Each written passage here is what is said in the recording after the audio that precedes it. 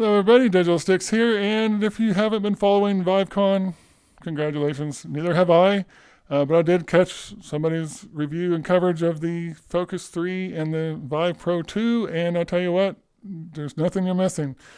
The Focus 3 is an enterprise headset, so you can go back and forth about the details of it, compare it to the Quest, whatever you want to, but bottom line is it's an enterprise headset. If you're not getting it for a company, if you don't have a company to claim it's for, you can't even get your hands on it, let alone if you're willing to pay $1,300 for it.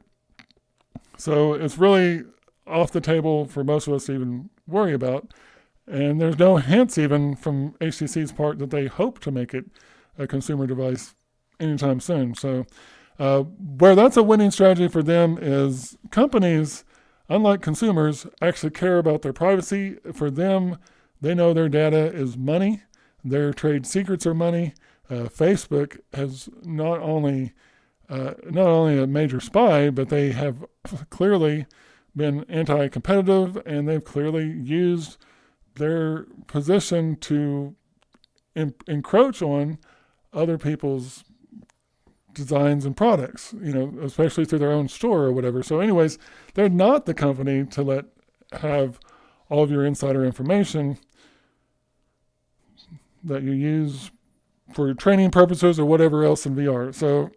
So basically, while nobody's competing standalone with Quest in the consumer market, Facebook, being who Facebook is pretty much handing over a large portion of the enterprise market straight to HTC. So by stepping up their game with that is probably what keeps them in existence, because on the consumer side of things, they announced the Vive Pro 2, and I mean, in 2018, we would have raved about the stats of the Vive Pro 2, but in 2021, it's basically, they've edged the index in their panel and kind of mashed it or fell short of it in just about everything else, while charging $300 more. And it just doesn't make sense. For $200 more than just the headset of a Vive Pro 2, you can have a complete index kit. The only people that are going to benefit from the Vive Pro 2 are the people who are using the Vive Wireless. They're not trying to give it up. They've got money to burn, and they now have an opportunity for an even better experience to go with their wireless device. There could be some HTC loyalists out there, and if you have an original Vive, the Vive Pro 2 is going to be a solid upgrade over that device, but it's not your best value and best option on the market. But if you're dedicated and wanting to stay with HTC, then yeah, it is your best device you can upgrade to, and at least it is mostly comparable to the Index. So you get a good headset, you're just paying a lot more for no reason. So for all the different talk about how much the Index costs versus the Quest 2, well, when you get to the Index versus the Vive Pro 2, now you're actually talking about two headsets in the same realm, targeting the same audience, and then you get into the realities where the $300 more for the Vive Pro 2 HMD over the Index HMD alone is unjustifiable, completely unjustifiable. And the whole kit was going to be $1,400. I didn't clarify what that came with, but I'm assuming that's still the Vive Wand 2.0s. So the kit doesn't make much sense. You go the Index route, and then you're still looking at you're still going to be about $1,400, but then you're going to have an Index kit instead of Vive Wands, perhaps. So I don't know. Anyways, basically VR news in general is just stagnating, guys. Well, this is kind of the result of this. When I'm saying wait and see, when people are talking about VR, all this excitement about new people to VR, new people that are cheap and don't value the enthusiasm aspects, and that's not really that exciting for VR. So for people that play first-person shooters, to have more people available to target, especially when they're on substandard equipment, so perhaps there's even a tactical advantage there. Yeah, that's great. For social VR, if people on their Quest are connecting them to PC in VR chat and they're tolerating their own discomforts and stuff enough to hang in there, then that's also probably good additional friends and social opportunities for people that were already playing VR chat. The people that are on Quest standalone or limited to their Quest battery life and things like that, they're a different animal in VR chat. They're not the same experience. They're coming in for 2 hours or less at a time. They're just much more fleeting, much more trivial players than the people that are settled in and really enjoying it as a solid social experience. I'm not saying that to knock them. It's just the reality. If you're jumping in, it sometimes takes an hour before you're really settled into something truly special versus, I don't know how to say it, versus a more casual PC experience or whatever. To actually get into those real social situations, it takes a little bit to get settled in and have that kick off. If you're limited to 2 hours battery life, that's not the social experiences you're getting into. You're basically if you start to get into one of those, about the time it starts to get good, you're out, unless you decide to plug in your headset or you've already been doing an additional battery pack of some sort.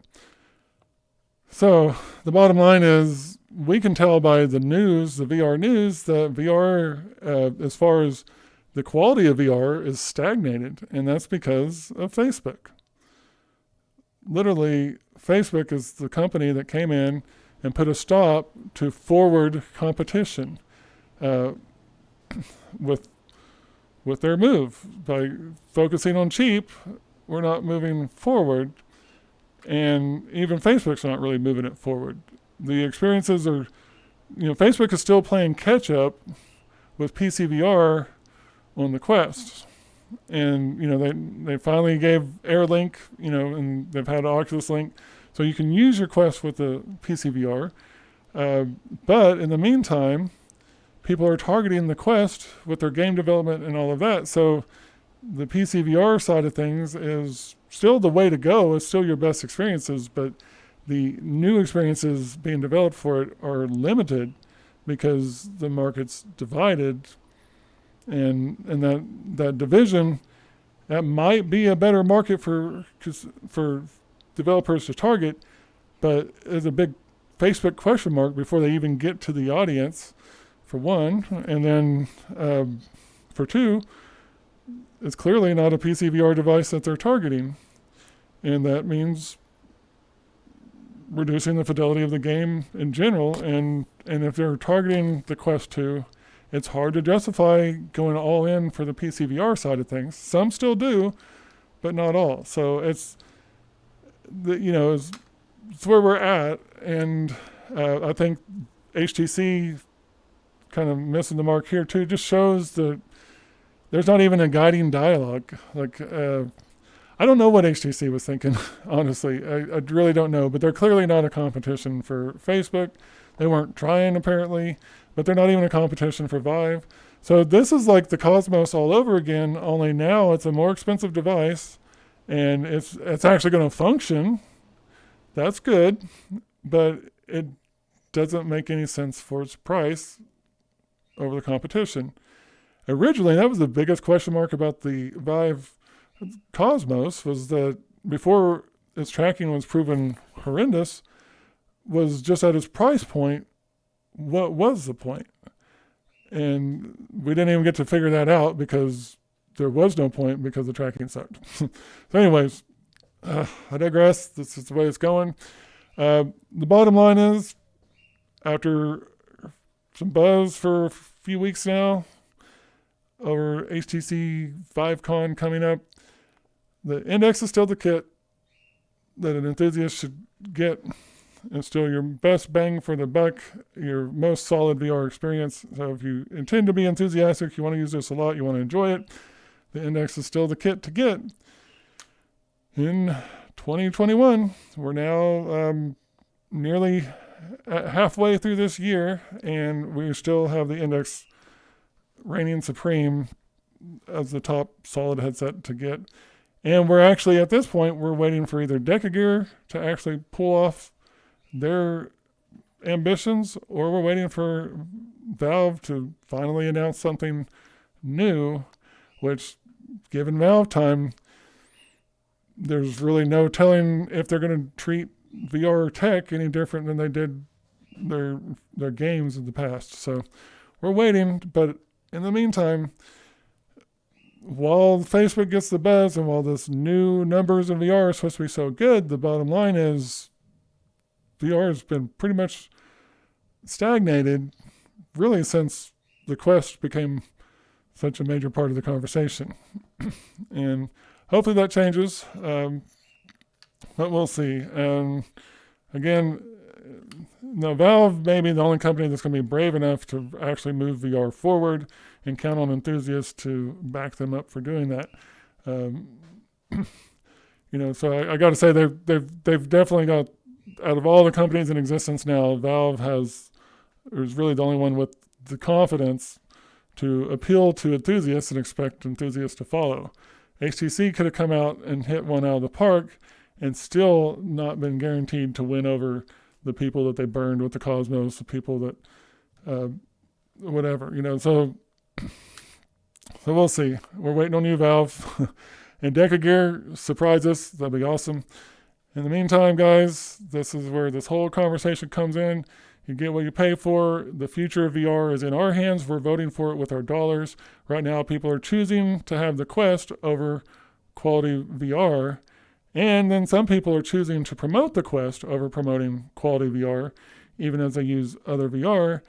And then ultimately, though, none of us get a choice if there's no choices to be had. So as we cloud the picture, some people cloud the picture, that's preventing some people from considering better hardware. The bottom line is, if that better hardware doesn't sell, then the better hardware doesn't get made in the future, and there's not as many options. So this is where all of this comes into play. It's not about being cynical. It's not about criticizing anyone's personal decisions. It's just the reality is, for all the buzz and excitement about VR, unless we do it right and actually pay attention to where we're headed, this is all going to come down to a spyware technology primarily dominated by Facebook, with a few expensive exceptions thrown in, which is hardly the landscape that VR enthusiasts were excited and looking forward to seeing. That is hardly the landscape that they hoped for new users to come join. I'm Digital Sticks. I'm out. Thank you for watching. I hope you have a good day.